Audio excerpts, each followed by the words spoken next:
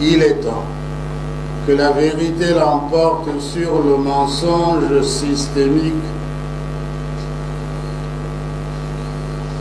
que les médiocres dégagent et que règne la paix, la justice en RD Congo. Comment ferons-nous confiance à des dirigeants incapables de protéger la population, de garantir la paix, la justice, l'amour du peuple? Comment ferons-nous confiance à des dirigeants qui bafouent la liberté religieuse du peuple, liberté religieuse qui est le fondement de toutes les libertés? Monsieur le professeur, la RDC a perdu le prêtre Laurent Monseigneur Passignan. Que savez-vous de lui? Ou qu'est-ce qu'on peut retenir de lui, nous étant congolais?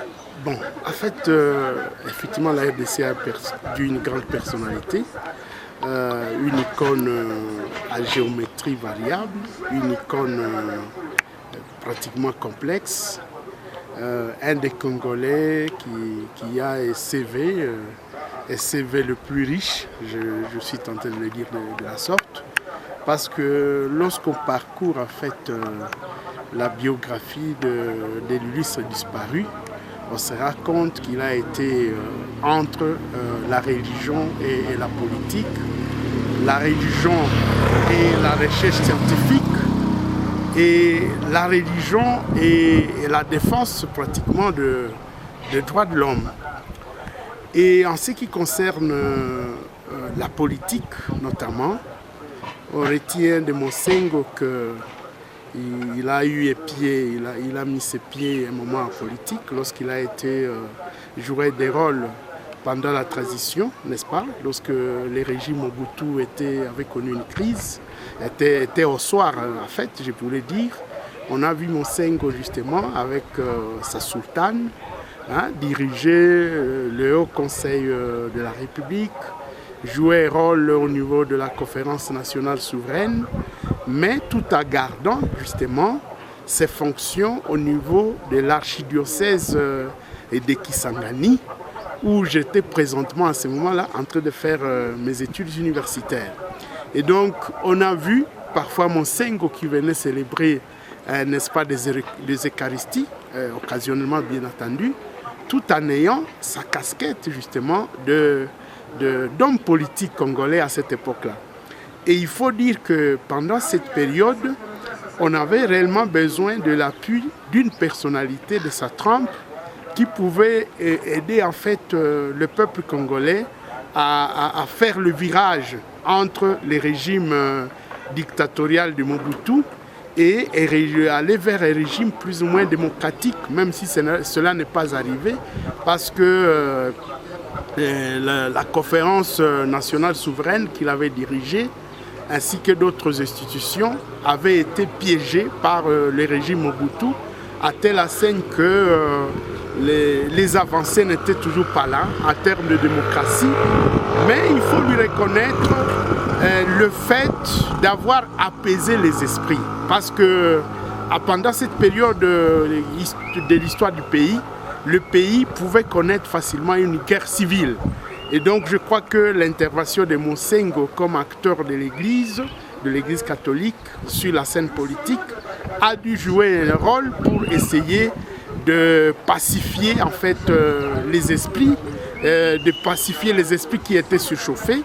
Et il faut toujours lui reconnaître cette intervention en politique, même s'il faut reconnaître que la guerre de l'AFDEL est venue remettre en fait tout ce qui avait été construit sur le plan à terme de démocratisation à zéro, parce que quand l'AFDEL est arrivée au pouvoir, elle a tout simplement mis dans les congélateurs tous les partis politiques, tous les langues démocratiques qu'il y avait, a voulu instaurer une démocratie à la base, ce qui n'a pas eu lieu.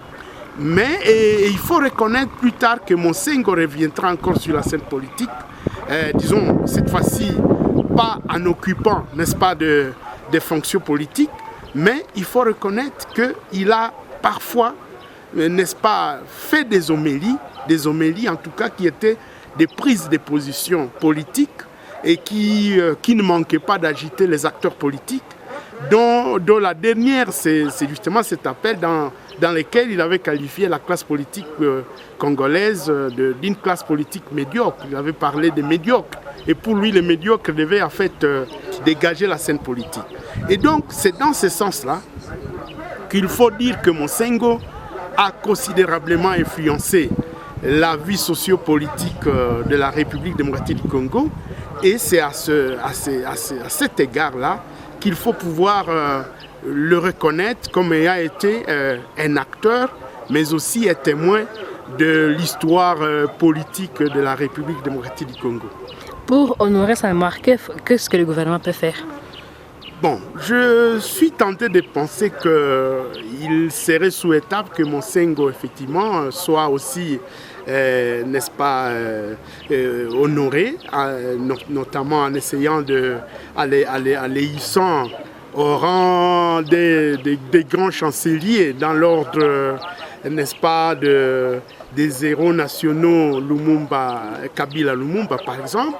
Et pourquoi pas même décréter peut-être une journée, le jour de mettre les drapeaux à Berne, le jour où il sera enterré.